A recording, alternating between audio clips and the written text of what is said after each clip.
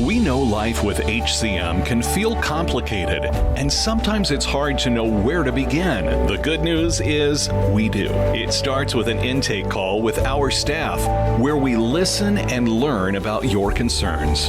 From there, we help connect you with our navigation team, who can answer questions about your condition and help you prepare for conversations with your HCM specialist. Intake and navigation help you make the most of every appointment. Learn more about our intake and navigation services at 4hcm.org.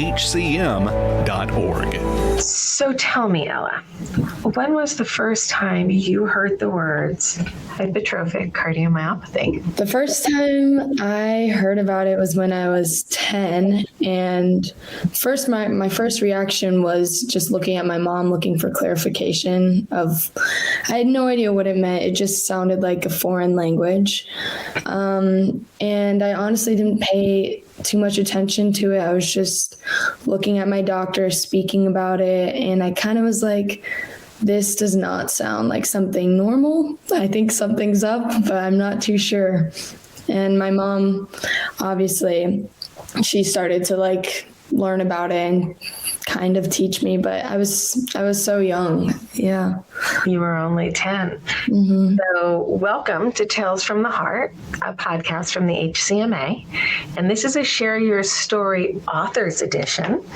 And we are talking with Ella Morrissey, who has written a book called Ella's New Beat. Here is the picture for those who are watching in podcast. Oh, we both have them. Yay. And it is available on Amazon right now. We're looking for some other distribution channels, but we'll get back to you on that later.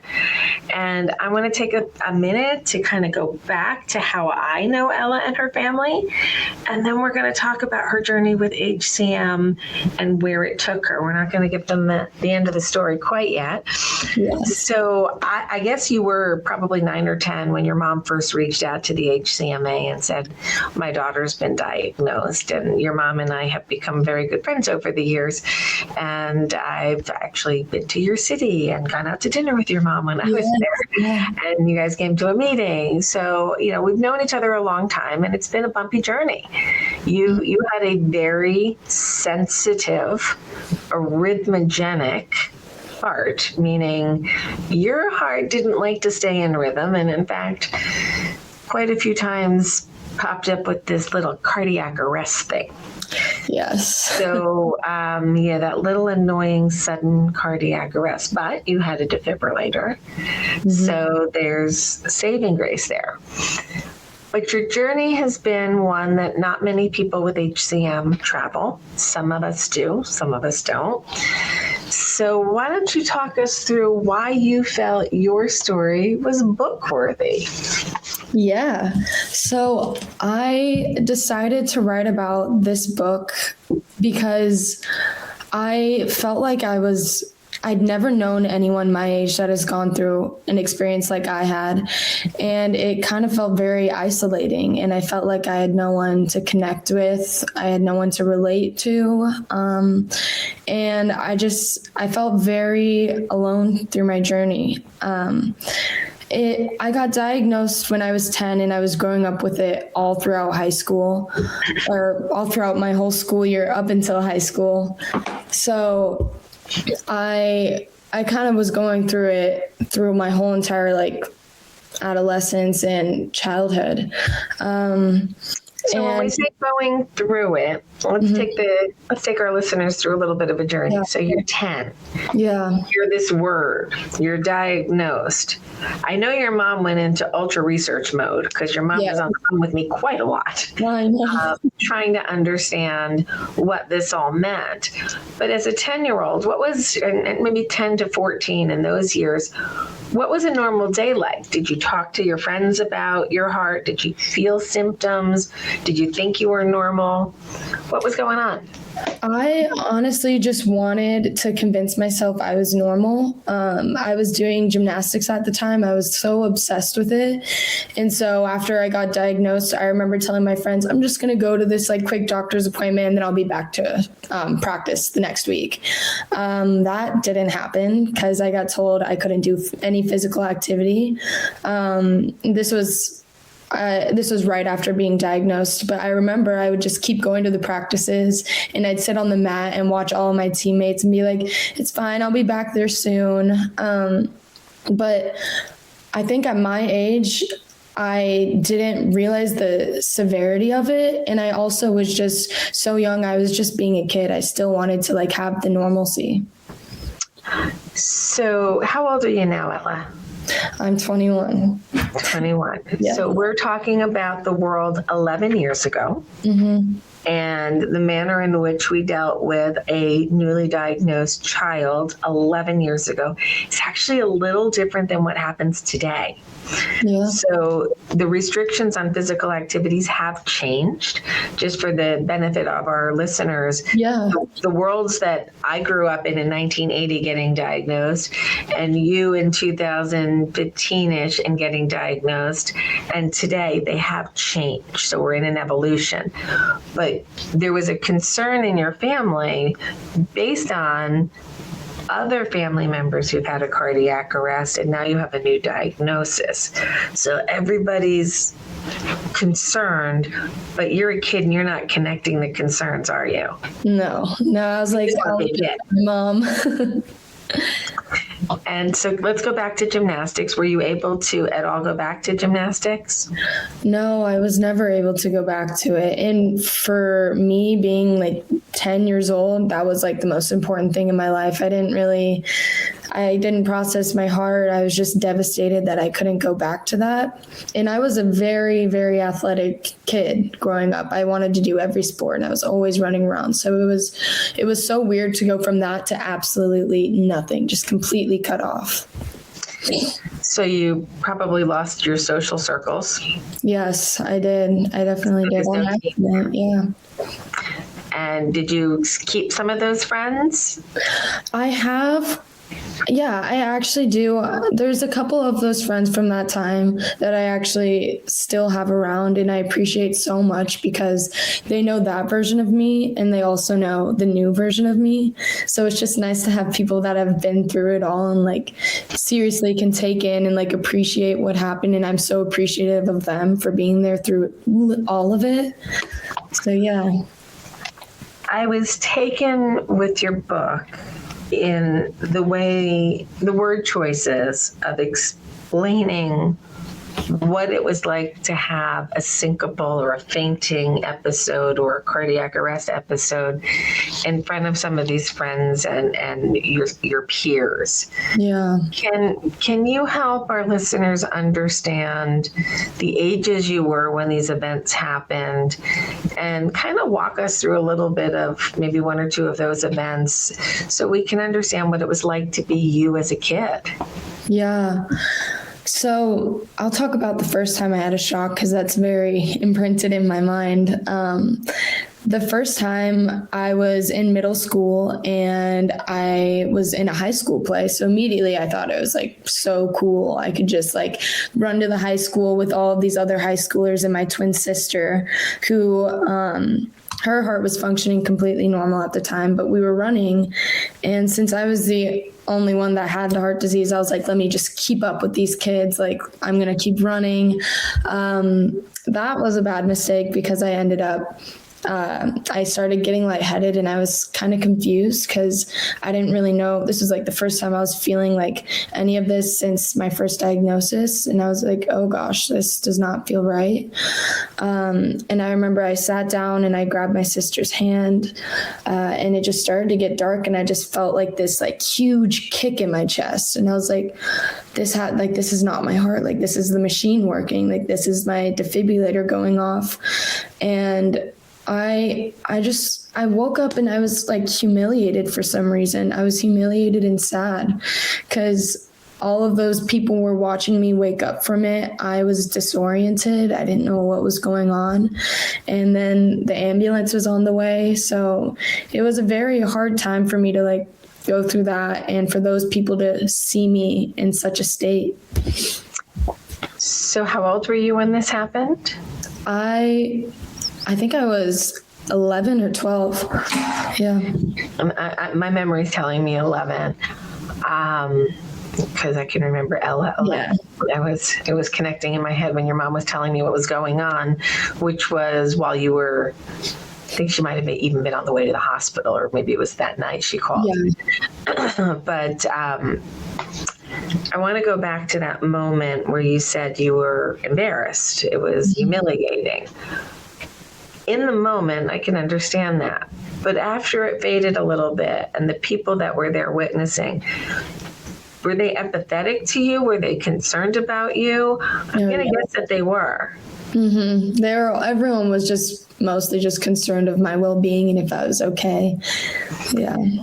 So there wasn't really a reason to be embarrassed or humiliated.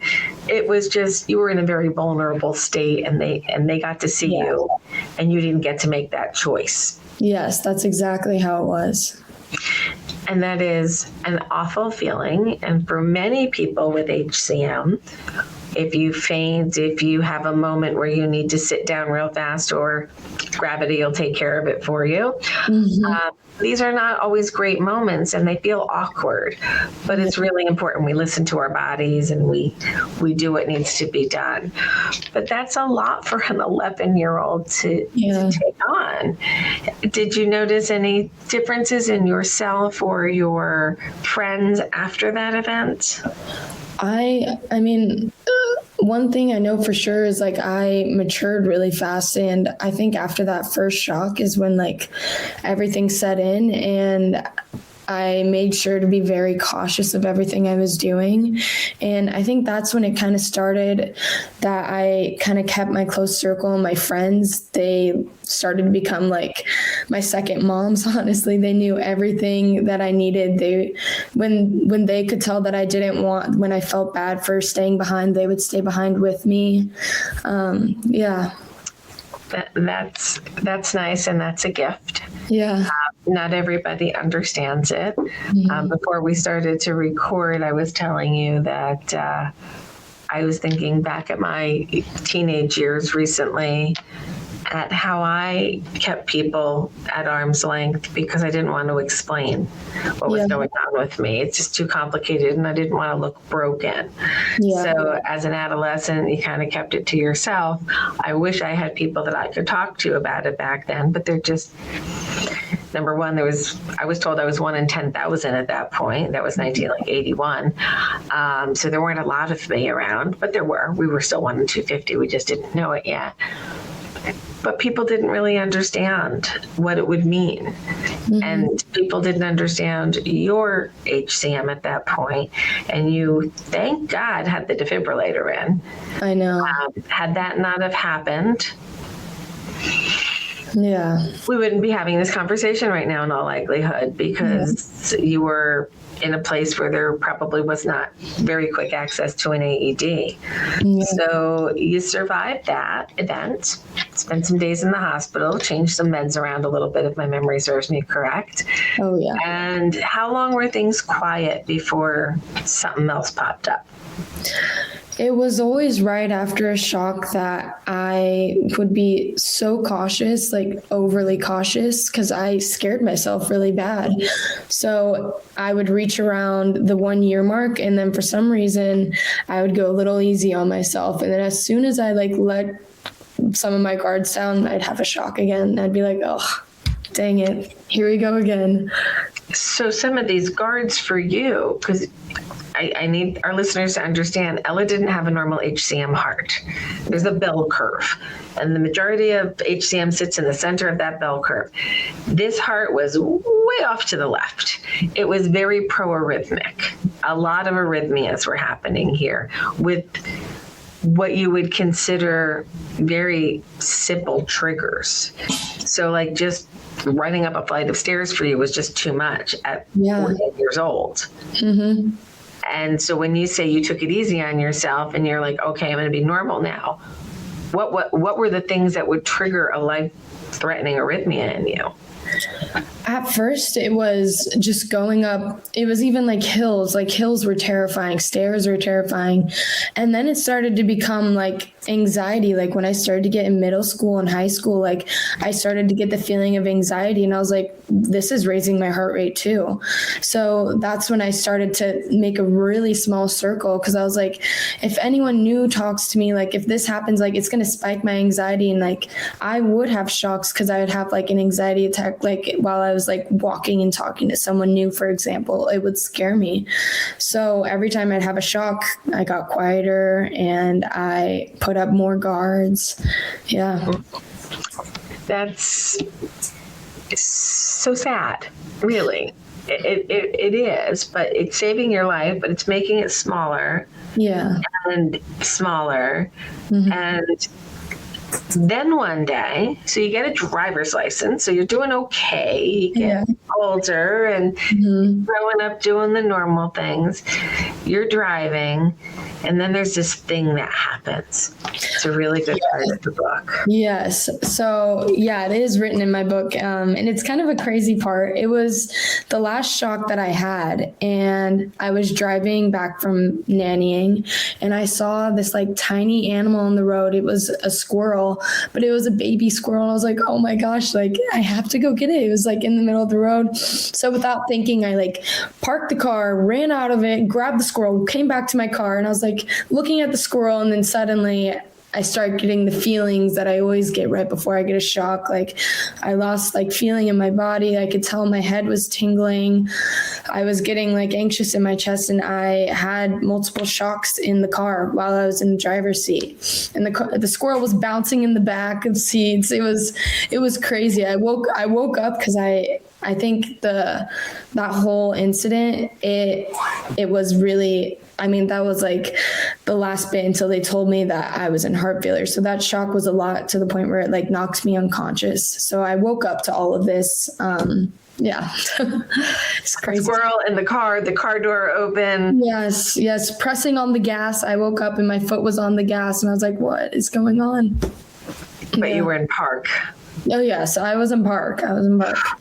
Thank God. You know. So this elicits another phone call from your mother. And we start talking, and you go back to your local doctor, and they're like, I took 3 shocks to get your heart back after that event, I think. Yeah. So it didn't quite resolve this as easily as it had in the past. Yeah. And it was determined at that point that we needed to come up with another treatment for you. Yeah. And at that point, each time I'd have a shock, which happened quite a few times, they would change my medication, and they'd go up and up on things. And the beta blockers, they make you like tired. So I was sleeping all the time. And at that point, my quality of life was just, I was like a walking zombie, it felt like. Yeah. Lots of beta blockers, some anxiety, some PTSD from these shocks, because that's what happens. And then they say, you know what? How about we just give you a new one? Yeah, I was like, about time. So we find out that you're going to get listed for a transplant in your senior year of high school. Yeah. So what was that experience like for you?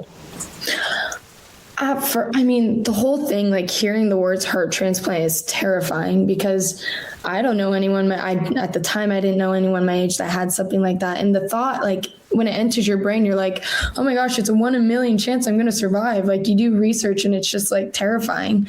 So I was scared, but then I did my research. The doctors talked to me. My mom talked to you so much. And a lot. Yes, it became less daunting, and I started to get very like excited of the possibilities, because they never mentioned a heart transplant like that was even a possibility. So then I started to think about running again, like talking to people. Like it was. There's no words to describe like the possibilities that started entering my mind at like my new chance at life. Yeah. I think the way I've looked at my transplant journey is my life was very full and broad, but as my heart got worse, my world got smaller and smaller and smaller.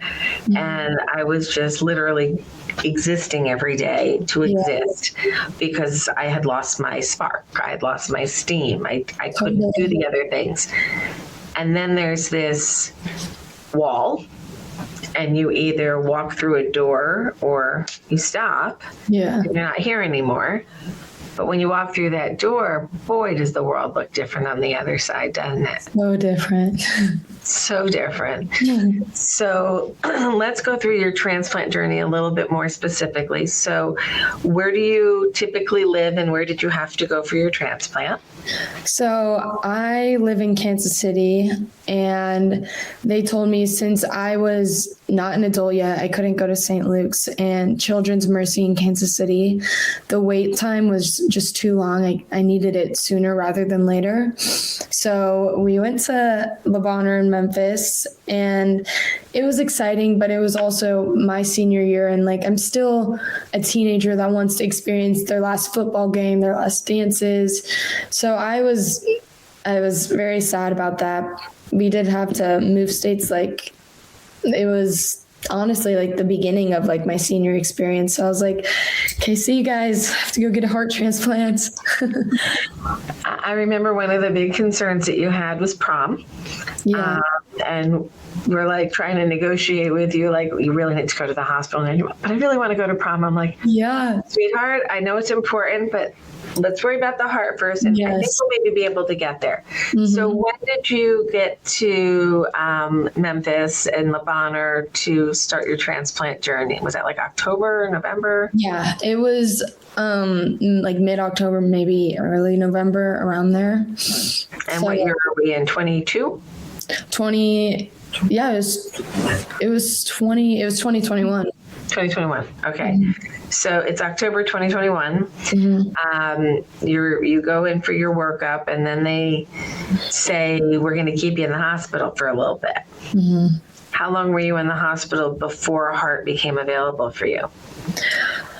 I was in the hospital around like a month or a little less than a month. Around there. It felt like such a long time being in there, and it was also during like the COVID like times. So I was in isolation, but it was like doubled down with COVID. So I was in the same room every day. I couldn't leave that unit. I would do a walk around, just a circle around my unit, go back to my room. That was it for me. Yeah. That was it. And then they come in and they say the words that you're waiting to hear, but you're not quite sure what you're going to do when you hear them. Mm-hmm. Ella, we have a heart for you. Yeah. Tell us about that moment. It was pretty late at night, and my dad gets a call and he leaves the room, my dad doesn't usually do that. So I was like, this is kind of weird. And he comes back and he was like, I don't want to get your hopes up. But we might have a heart. And my hopes are up by then. I was like, oh my gosh. And we were like waiting a little bit. And then my transplant coordinator called me and she was like, we have a heart for you. And it was literally like day and night. It was like, okay, I'm getting it bright and early in the morning. I was so excited, but I was like, I only have like a few moments left with like the heart I was born with, the heart that like kept beating, kept me alive for this long. And it was a surreal moment, like to know that like I genuinely I was going to get someone else's heart in me, and mine was going to be gone.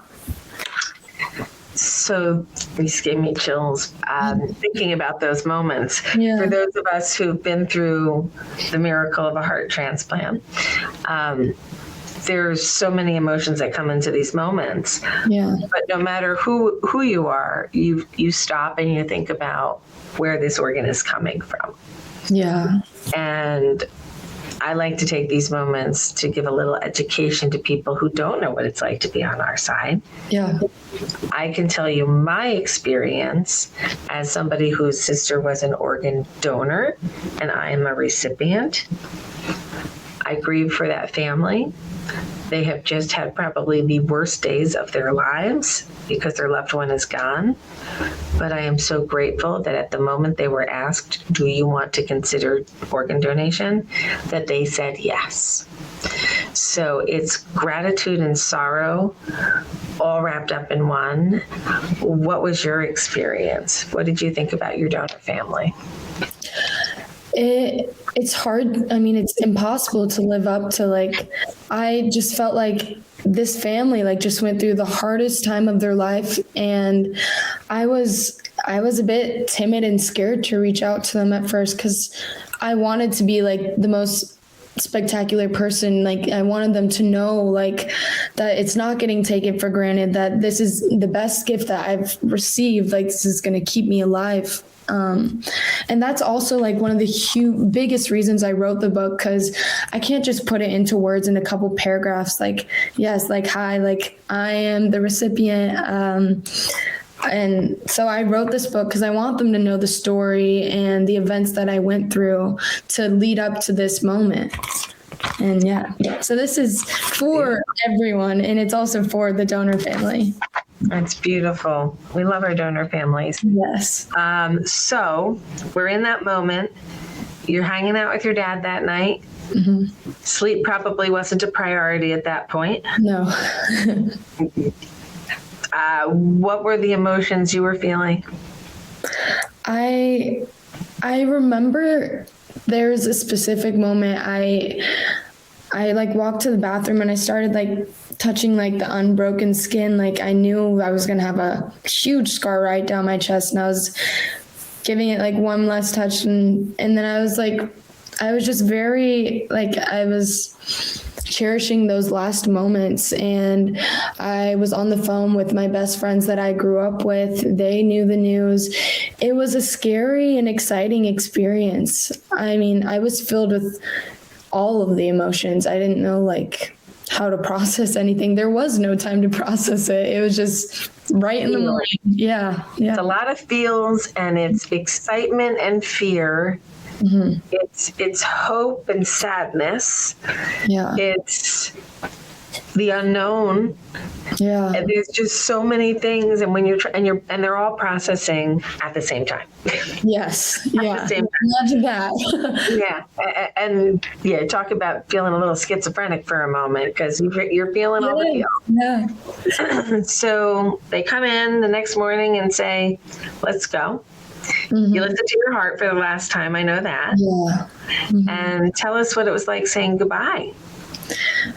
I like listened to my heart, and I was like, gosh, it's so slow. Like it just sounded unhealthy, and it seemed like sad. And I was like, it's time. Like, this is it. And I had a lot of nerves, but I felt ready. I remember I grabbed my mom's hand and I was like, tell me everything's going to be okay. And like a mom's words are like the most important thing to me. Like, that was what got me through it. So she told me it was going to be okay. And like, it's going to be okay. Like, I knew it was going to be okay because she said it. And and I went through it.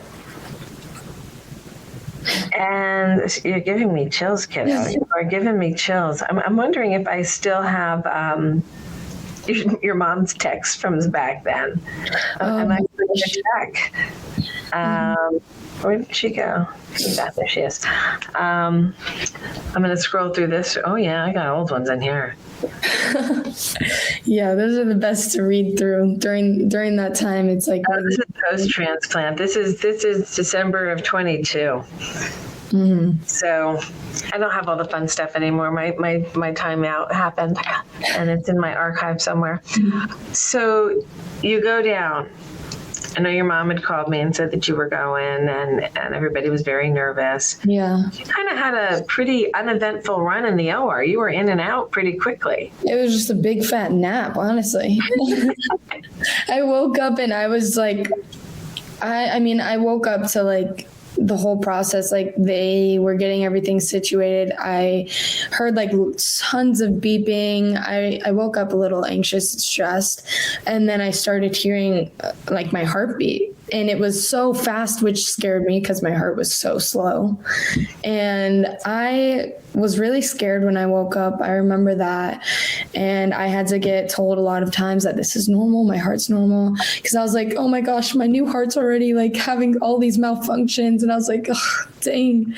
But everything. They don't warn you about before your transplant is when the new heart goes in. For anybody who's had a new engine in a car, they rev it up really high to break it in. Same kind of theory with your heart. And my heart rate was like 130 when I woke up. Yeah, it was terrible. It goes so fast, and I was like, oh my gosh, something's wrong. Because usually my normal heart, like your heart's feeling like that. Yeah. We're not happy. We're not happy. So you wake up to this engine revving in your chest. Yeah. You survived. Yeah. Was that something that went through your mind? Like, okay, I made it to the other side. Yes. I remember that a lot of the experience was splotchy because I was put on we were put on something that like makes you very forgetful. It gives you brain fog. Yeah, so the anesthesia that you get can kind of leave you in a little bit of a fog. And the pain meds. Yes. And I remember I was in that room and I grabbed my phone. I was texting my friends. I was like, I'm alive. And it was just crazy to just like wake up and like I literally got a heart transplant. Like I couldn't believe it. It's just such a surreal thing to say and to feel. Yeah. And that was what was your transplant day? December 5th, 2021. December 5th. So your rebirth day or your heartiversary, whatever you want to call it, but it becomes another one of our dates, our special dates. I got the goofy one. I have Groundhog's Day. What? Oh my gosh. February 2nd. And I went home from the hospital on Valentine's Day with my new heart. Oh, it's kind of sweet. When did you get to go home or back to your Memphis home? I was in the hospital for like 2 or 3 weeks, and then I got to go home. Yeah. And you stayed in the Memphis area for a little while post-transplant? Yeah. We stayed close to the hospital because we always had to be back every day. And the big question is, did you get to your prom? Yes, I remember they were like, is there anything you want to come back for? And I was like, prom. It has to be prom. And I got to go back to prom. And I don't think a lot of people from my school expected it. I didn't even at that point. I really wanted to go, but I was like, if it doesn't work, it doesn't work. And they made it happen, and I made it happen. I saw the pictures. You looked gorgeous. Thank you. It was so nice, and I think you left your mama back crying a bit, but those are happy tears because you got to go off and do that. So tell us what is in the future for Ella. You're 21. Are you going to college? What are you studying? What are you doing? What's going on? Yeah, I'm studying to become a child life specialist, which I felt like was such a game changer when I was in the hospital. She helped like support me, hung out with me, talked to me through everything I was going through. And I felt like without her, I would have been so scared. I felt like she was providing me so much comfort, and I want to do that for other kids. So I'm studying that. That is so nice. It's your way of giving back, and it shows how important that person was in your experience. Yeah. It's not easy being a kid. Yeah, it like heals a part of me that I didn't have like growing up, because I got a child life specialist way later in life. And I feel like helping these kids like go through these traumatic like hospital times, like it's healing parts of myself. too. So HCMA is embarking on a new little journey, and that is to create something called Hearts and Minds, a mental health network for cardiac patients. Mm-hmm. And as you're kind of telling me your experience, I think, boy, it would have been nice if we had some additional resources for teens and young adults to help navigate these very challenging times, because there is a lot of stress and anxiety for anybody going through a medical problem. And then when you're so young, there's a lot going on. So as we build this program out, child life specialists are probably somebody else we want to include in our training models. Yes, yeah, for sure. We're going to have to think about that. We might have to come back and talk about that. I'm very happy. So I love the book in so many ways. It's a great read. It's very you. This isn't varnish. This is just Ella talking to us. Yeah. Like a friend. That's the way I was like, it was like you're telling your friend a story. But I think my favorite part are the last 3 words. Yeah. To be continued. Yes. So what can we expect next? I want to use what I went through as a way to spread awareness, and I want to help others. I know how much this affects, I see it through like we've been through such similar experiences, and I want to make a change and let people know how hard it can be, and there are people there to relate to you, and you can talk to people about these things. Is there another book? I don't know. There could be. I thought about it a lot. I would like to do another book, but for now, with this book, my main goal is to go to hospitals and do author readings to children, and give it out to the hospitals so they can read it, because it gives an inside scoop for even healthcare providers, so they have a look of what it could be like inside the patient's mind, and mothers and parents, dads, all of them, they know what it's like. Yeah. The conversation continues, but first, this quick break. For more than 5 years, the HCMA has brought people together through online discussion groups for newly diagnosed patients, caregivers, women with HCM, and young adults. You are never more than a few hours away from support, understanding, and shared experience. This February, HCMA launches a new men's group. Find the next discussion on the events page at our website.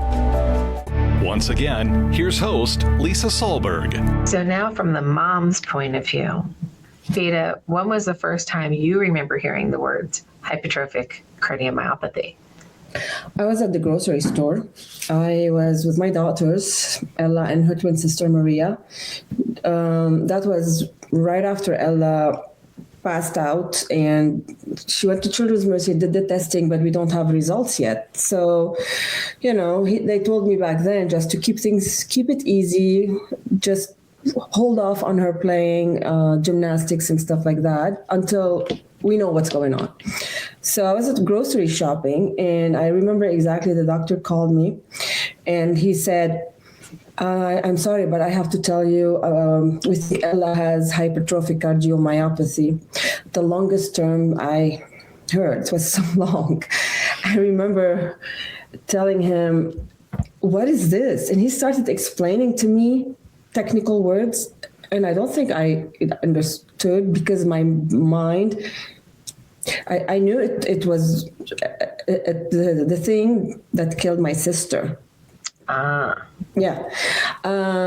Because he said to me, it affects the rhythm of the heart and blah, blah, blah. And this is when I knew that was the thing that killed my sister. And I was pretty much, that was what killed her before we even did the genetic testing. From the way he was describing it. And all I know is I hung up with him, and I just tried to spot Ella where she was, and I grabbed her, and I told her literally, don't move, don't walk, don't run, don't move. And I just went on Google at the store and put it in there and tried to read and hear and see what is this whole thing. And it was so overwhelming, the information that you see on Google. You're in a grocery store. I'm in a grocery store, and he kept telling me, your daughter's heart is thick and big. And I'm looking at her, and she's like the tiniest little girl at 10. And I'm looking at her, and I'm like, what? Because on the outside, she looks normal, except for that one fainting episode. She was active and normal and full of life. So, yeah. So shocking. Thanks for that introduction. That's kind of a shocking way to learn. Yeah. And thank you for being on Tales from the Heart, a podcast from the HCMA. Good to be here. In the last segment, we were talking with your daughter, and then, of course, you popped into the back of the screen. I'm like, Mom, come on back, let's talk. So you and I know each other a lot better than Ella and I know each other, because we were talking about her and for her all those years. For like 10 plus years. Right. And what I think is really important from your point of view, there's a few things I'd like to just unpack with you for a minute. As the mother of the author of the book, we have to keep bringing the book back to screen. So, number one, unpacking the family heart health history. Yeah. She passes out. You hear these words, hypertrophic cardiomyopathy. And you mentioned your sister earlier. Can you tell the listeners a little bit about your family history and what's happened?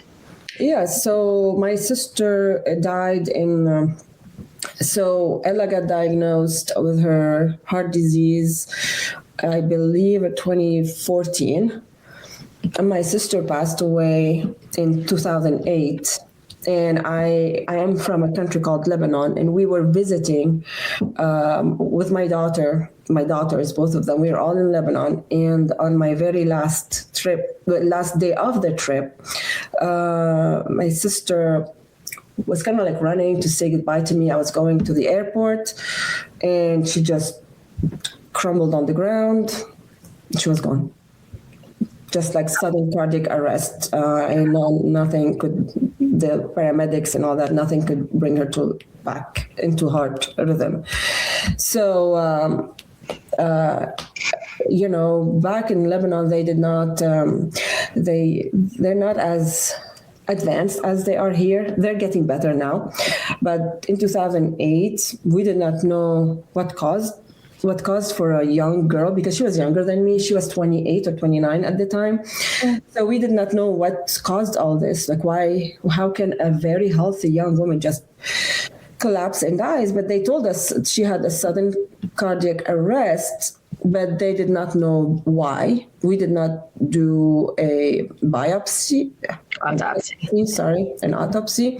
My mom didn't want that. She didn't think, we never thought it was anything in the family, none of that. So life goes on, and, it was a shock for us. And then my mom had a heart problem, and now I know everybody had hypertrophic cardiomyopathy. Back then, we're like, okay, sister collapsed, died, sudden cardiac arrest. My mom passed away 4 years later. But it was the progressive heart, where she went into congestive heart failure, into severe heart failure, and also in Lebanon. And she needed a heart transplant, is what now I know. Had she had a transplant, my sister back then needed an ICD, but we didn't know. Nobody knew. So those two things back to back happened, and then that's a lot. I mean, if you've had some incredibly heart-wrenching and dramatic moments in your family's history due to HCM, and one seems very catastrophic, and is your sister collapses in front of you in public. Now, were the girls there when this happened? There were 3, and they were right there. But they don't remember. They were babies. kind of glad that they were too young to remember that. That's very traumatic. Because it was right in front of our courtyard, like a little courtyard. And we were all like screaming and crying and shocked. And it was just, it's just shocking. How do you process when somebody just collapsed and just don't? And 6 years later, you're in a grocery store. And you probably pulled right back to Lebanon, and you're seeing that event, and you're looking at your daughter. Immediately, I remembered. That's what came to my mind. My sister passing, my mom passing. From both of them, heart condition. Even though different, the way it progressed in my sister's heart obviously is very different than how it progressed in my mom's heart. And now I understand how hypertrophic cardiomyopathy can progress in people's hearts, even if within the same family. But then when my daughter had the same issue, that's why when she says I go to full research mode and helicopter mom, super duper helicopter mom. Yeah, I can attest to that. I am a party to those events. Yes, Mama was Mama Pitbull. I can attest to it, Ella. There was a lot going on behind the scenes. And there were a lot of these conversations where you were in the other room and I don't want her to hear me.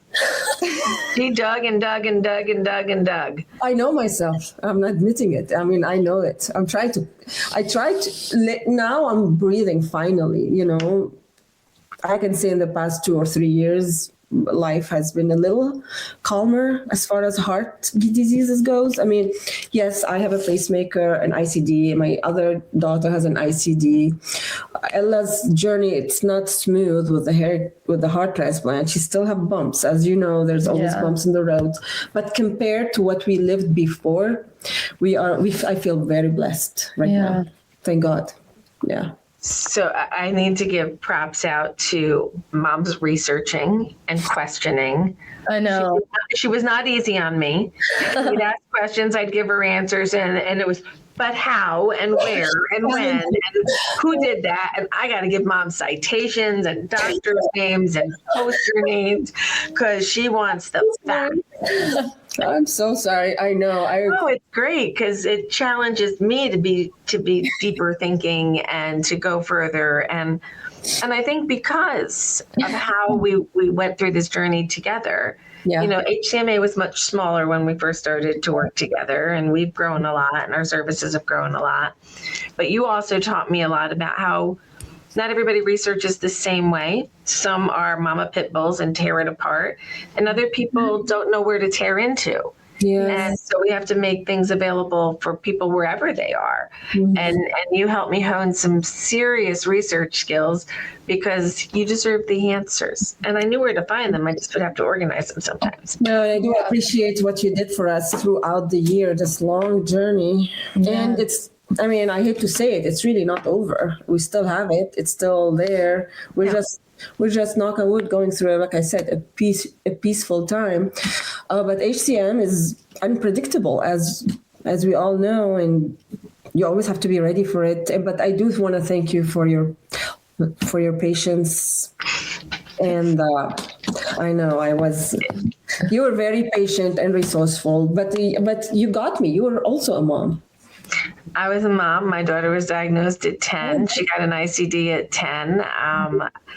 She's 30 now and doesn't need anything additional at this time. But we all know with HCM, things can progress and she might need something else later. So I was Mama Bear. I was Aunt Lisa. I was playing those roles, and I knew how scary this was. And I also knew how unique Ella's heart was. Yeah. So in the HCM world, Ella was rare that the arrhythmias were more of the problem than the heart failure. Mm-hmm. And it was so unpredictable that was the listing criteria. That's uncontrolled malignant arrhythmia. Yep. And it's really amazing how you guys you did everything right. You got the right resources, you got the right doctors, you got to the right treatment. And even when you do everything right and you get to the right places, it's it's medicine, and your stomach's not great on transplant meds. And I now have osteopenia and osteoporosis forming, so take your vitamin D and your calcium. So you want to protect your bones. Things like that are going to happen. But I'm here to have the problems. And I am approaching my 9th anniversary, as you've just had your 4th. And our goals will be to put 3s in front of those numbers before we even consider a second one. Yeah. 100%. Yeah. So as a mom, what messages do you have for other moms to get their kids from a diagnosis to a book? From a diagnosis to a book. Yeah. Wow, that's a good question. Well,